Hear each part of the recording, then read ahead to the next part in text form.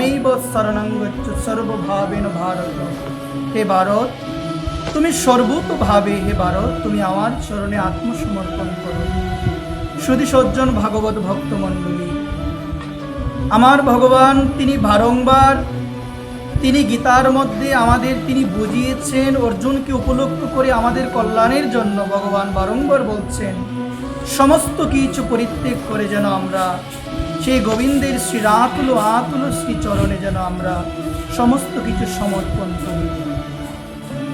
যতদিন না পর্যন্ত মানব গোবিন্দ চরণে সমস্ত কিছু সমর্পণ না করতে পারবে, যতদিন না পর্যন্ত গোবিন্দ চরণে মানব পূর্ণভাবে শরণাগত না হতে পারবে, ততদিন সে মানবের ভবজ্বালা ভবকষ্ট কখনো দূরে যাবে না। এই জন্য বুদ্ধিমান মানব বুদ্ধিমান সেই যে সমস্ত কিছু পরিত্যাগ করে ভাগবতের চরণে আত্মসমর্পণ করে সদা সর্বদা ভাগবত ভক্ত সঙ্গ ভাগবত কথায় যে মনোনিবেশ করে, যে সদা সর্বদা গোবিন্দের ভক্ত চরণে আশ্রয়পূর্বক গোবিন্দের নাম গুণকীর্তনে সদা সর্বদা মগ্ন থাকে, জগতে তার মতো বুদ্ধিমান জগতে আর কেউ নাই।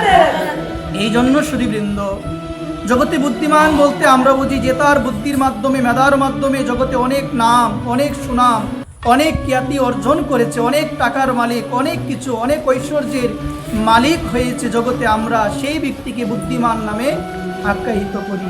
কিন্তু ভাগবত উল্টো কত বললেন, ভাগবত বললেন জগতে বুদ্ধিমান হলো সেই, জগতে বিবেকবান হলো সেই যে এই ভজনের সুযোগ্য দেহ নিদেহ আদ্যম সুলভ সুদীর্লবং প্লবম শুকলপ গুরু কর্ণ ধারম ময়ান কুলীন নবস্বতীরিত প্রমাপি নতরিত সো আত্মহা। যে এই ভজনের সুযোগ্য দেহ মানব দেহ পেয়ে যে ভজন করল না, সদ্গুরুদেবের চরণে আশ্রয় নিল না, যে ভাগবতের কথায় মনোনিবেশ করল না, যে ভাগবত ভক্ত সঙ্গ করল না, শাস্ত্র বললেন তার মতো মূর্খ, তার মতো অজ্ঞানী জগতে আর কেউ নাই। এই জন্য ভগবানও গীতার মধ্যে বললেন নমাম দুষ্কৃতি নমরা প্রপদ্ধন্তে নরাধমা মায়া অপরিত জ্ঞানা আশুরিক ভাবমাশ্রিত। ভগবান বললেন চার প্রকারের ব্যক্তি রয়েছে যারা কখনো আমাকে আশ্রয় করে না। এর মধ্যে প্রথম হলো নমাম দুষ্কৃতি নমরা। মুরা মানে হলো মূর্খ। জগৎ সংসারে মূর্খ নামে তাকে আমরা অভিহিত করি যে লিখতে জানে না, যে পড়তে জানে না, যার কোনো অক্ষর জ্ঞান নাই, জগতে সেই হলো মূর্খ। এটা সাধারণভাবে আমরা জগতে বলি সেই হলো মূর্খ, যে লিখতে জানে না, যে পড়তে জানে না। কিন্তু ভাগবতে বললেন তোমার মধ্যে যদি অসংখ্য জ্ঞানও থাকে, তোমার মধ্যে যদি জাগতিক বিদ্যা খ্যাতাপি বিদ্যার অনেক জ্ঞানও তোমার মধ্যে থাকে, কিন্তু তোমার হৃদয়ে যদি ভগবত সম্বন্ধে কোনো জ্ঞান না থাকে, তোমার হৃদয়ে যদি কৃষ্ণ সম্বন্ধে কোনো জ্ঞান না থাকে, শাস্ত্র বললেন তোমার মতো মূর্খ বা আমার মতো মূর্খ জগতে আর কেউ নাই।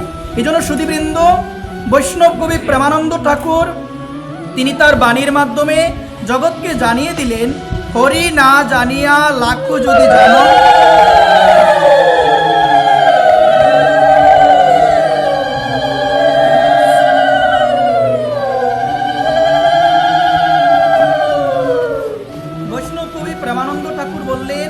হরি না জানিয়া লাখ যদি জানো, সেই জানা কেবলই চাই। তুমি হরিকে জানো নাই, তোমার মধ্যে যদি অসংখ্য ধরনের জ্ঞানও থাকে, শাস্ত্র বললেন আমি হলাম মূর্খ। কেন মূর্খ? কারণ আমি অনেক জেনেছি, অনেক অধ্যয়ন করেছি, কিন্তু যে অধ্যয়ন করলে, যে জিনিসটা জানার ফলে আমি আমার পরম তত্ত্বকে জানতে পারবো, যাকে জানলে এই মৃত্যুময় সংসার থেকে আমি উদ্ধার পাবো, তাকে যদি আমার জানা না হয়, শাস্ত্র বলল আমার মতো মূঢ় বা মূর্খ জগতে আর কেউ নাই। শ্বেতাসত্তর উপনিষদে বললেন ভগবানকে যদি তুমি না জানতে পারো, জন্ম মৃত্যুর চক্রাকারে তোমাকে বারংবার আবর্তন করতে হবে, তোমাকে বারংবার আসতে হবে। এখন প্রশ্ন আসবে, আমি আমার সেই পরম তত্ত্ব, আমি আমার সেই পরম পুরুষ ভগবানকে কি করে জানবো? যারা আপনারা গীতার কথা শুনেন, যারা আপনারা গীতা পড়েন, দেখবেন ওই গীতার মধ্যে আমার ভগবান তিনি আমাদের জানিয়ে দিয়েছেন আমরা কিভাবে সেই পরম তত্ত্বকে জানবো। পরম তত্ত্বকে কি করলে আমরা জানতে পারবো? শাস্ত্র বললেন পরম তত্ত্বকে জানতে গেলে শ্রী গুরুর কৃপা প্রয়োজন। শ্রী গুরুর কৃপা লাভ করে যে ব্যক্তি ভজন সাধনে প্রবৃত্ত হতে পেরেছে, সেই ব্যক্তি ভক্তির দ্বারা শ্রী গুরু কৃপার মাধ্যমে আমার গোবিন্দকে জানতে পারে। কারণ গীতায় ভগবান বললেন, বক্তা মাম অভিজানতি যাবান যশাস্মি তত্ত্বত, কেবল তত্ত্বতভাবে আমাকে জানতে পারবে যাদের হৃদয়ে ভক্তি আছে। যাদের হৃদয়ে কি আছে? ভক্তি আছে। আর নরোত্তম দাস ঠাকুর তার প্রেমভক্তি চন্দ্রিকায় বললেন, একমাত্র শ্রী গুরুদেবের চরণে যথাযথভাবে আশ্রয় নিতে পারলেই আমাদের ভক্তি লাভ হবে। কি লাভ হবে মা? ভক্তি লাভ হবে, যে ভক্তির মাধ্যমে আমরা ভগবানকে জানতে পারবো, যে ভক্তির মাধ্যমে আমরা গোবিন্দকে জানতে পারবো। এই জন্য বললেন, নমাম দুষ্কৃতিন মুরা। মূর্খ হলো সেই যার হৃদয়ে ভক্তি তত্ত্ব সম্বন্ধীয়, ভগবত সম্বন্ধে কোনো জ্ঞান নাই, সেই হলো জগতে মূর্খ। নমাম দুষ্কৃতিন মুরা, দুষ্কৃতি যার বুদ্ধি অনেক রয়েছে কিন্তু বুদ্ধির মাধ্যমে জগতের কোনো মঙ্গল হয় না। যার বুদ্ধি অনেক রয়েছে কিন্তু বুদ্ধির মাধ্যমে মানুষের কোনো কল্যাণ হয় না। দুষ্কৃতি মানে অসূর্যের বুদ্ধি, যে বুদ্ধির মাধ্যমে জগতের অমঙ্গল হয়, জগতের অনর্থ হয়, কারো মঙ্গল হয় না, বরং সমাজের মধ্যে হিংসা বিদ্বেষ ছড়ায়, সেই সমস্ত বুদ্ধিমান ব্যক্তিকে বলে দুষ্কৃতি সম্পূর্ণ ব্যক্তি। কি বলে? দুষ্কৃত সম্পূর্ণ ব্যক্তি। আপনারা লক্ষ্য করে দেখবেন, আমাদের সমাজেও এমন অনেক জ্ঞানী গুণী আছে, আপাততভাবে তাদের জ্ঞানী মনে হতে পারে কিন্তু তাদের সেই বুদ্ধিটা সুবুদ্ধি নয়, তাদের বুদ্ধিটা হলো কি গো মা? কুবুদ্ধি পরিপূর্ণ বুদ্ধি। এই জন্য শাস্ত্র বললেন, কুবুদ্ধি চারিয়া করো শ্রবণ কীর্তন, অচিরাত পাবে তুমি কৃষ্ণের চরণে প্রেম। কুবুদ্ধি চারতে হবে, কুবুদ্ধি না চাললে হবে। এই জন্য আমাদের সেই কুবুদ্ধিটা ত্যাগ করা একান্ত প্রয়োজন। কারণ কুবুদ্ধি যদি হৃদয়ে থাকে তাহলে আমরা কখনো সেই পরম তত্ত্বকে জানতে পারবো না। এই জন্য বললেন, নমাম দুষ্কৃতিন মোরা প্রপদ্যন্তে নরাদমা। প্রপদ্যন্তে মানে হলো ভগবানের চরণে শরণাগত হওয়া, ভগবানের চরণে আত্মসমর্পণ করা। নরাধম, জগতে নরাধম কে গো মা? নর মানে হলো মানুষ, অধম মানে হলো যিনি মানুষের মধ্যে অধম। নরাধম কে গো মা? যিনি মানুষের মধ্যেও অধম। এই জগৎ সংসারে মানুষের মধ্যে অধম কারা?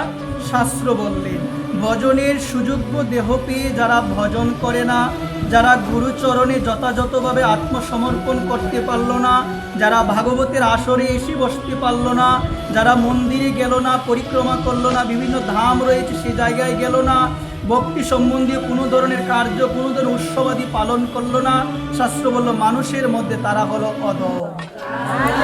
তারা ভগবানের চরণে আত্মসমর্পণ করতে পারে না। নমাম দুষ্কৃতিন মোরা প্রপদ্যন্তে নরাদমা মায়া অপরিত জ্ঞানা। তারপরে বললেন, যাদের জ্ঞান মায়ার দ্বারা অপরিত হয়েছে, মায়া অপরিত জ্ঞান, মায়ার দ্বারা অপরিত হয়ে গিয়েছে। মানে জ্ঞান আছে অনেক কিন্তু সেই জ্ঞানে শুধু বলে আমার ঘর আমার বাড়ি, সেই জ্ঞানে শুধু বলে আমার সম্পত্তি আমার বাড়ি, আমার পুত্র আমার পরিজন, আমার ধন আমার জন, সমস্ত কিছু আমার এবং আমি।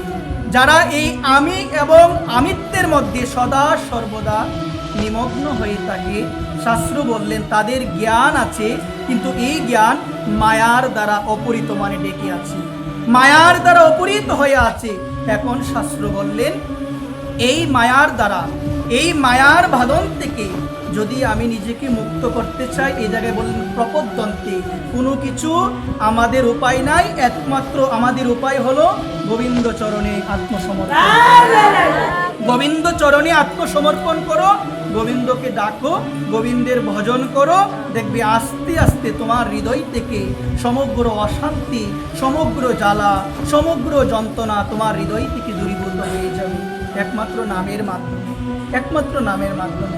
এই জন্য মা, আপনাদের রাতুল চরণে আমি নিবেদন করে বলবো মা, যারা আমরা ভক্তি করতে এসেছি মা, আপনাদের চরণে আমি একটা নিবেদন করে বলবো, অনেক সময় আমার মায়েরা, কিছু কিছু মানুষ তাদের আচরণ দেখি বলে যে সাধুরাও বুঝি এমন করে, সাধুদের মধ্যে অহংকার, বলেন অনেক সময় কথা বলে কিনা বলেন না, অনেক সময় বলে। তো কিছু কিছু কথা রয়েছে যেগুলো বলতে গেলে অনেক সময় অনেকের মনে আঘাত লাগতে পারে, কিন্তু বনদেব হৃদয় গোস্বামী মহারাজজি উনি তার একটা বাণীতে খুব সুন্দরভাবে আমাদের বললেন যে শাস্ত্রের বাণী, শাস্ত্র যেটা বলে সেটা বলতে হবে।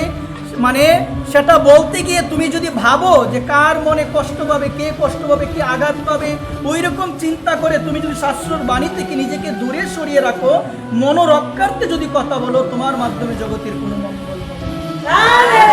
জগতের কোনো মঙ্গল হবে না, তোমারও মঙ্গল হবে না, জগতের কোনো মঙ্গল হবে না। এই জন্য মা, মাঝে মধ্যে আমরা এহেন কিছু আচরণ দেখার পরে আমাদের এই কথাগুলো অনেকে আমাদের কাছে এসে বলে, কারণ সরাসরি তো কেউ বলতে পারে না। আমার নামে কথা আমার মায়ের কাছে বলবে, মায়ের নামে কথা এসে আমার কাছে বলবে। বলবে কি না গো মা? অমুকের মায়ের অহংকার, অমুকের মা সাধু হয়ে এগুলো করে, অমুক সাধু হয়ে এগুলো করে, সাধুদের অহংকার। যদিও দোষ দেখতে নাই, আসুন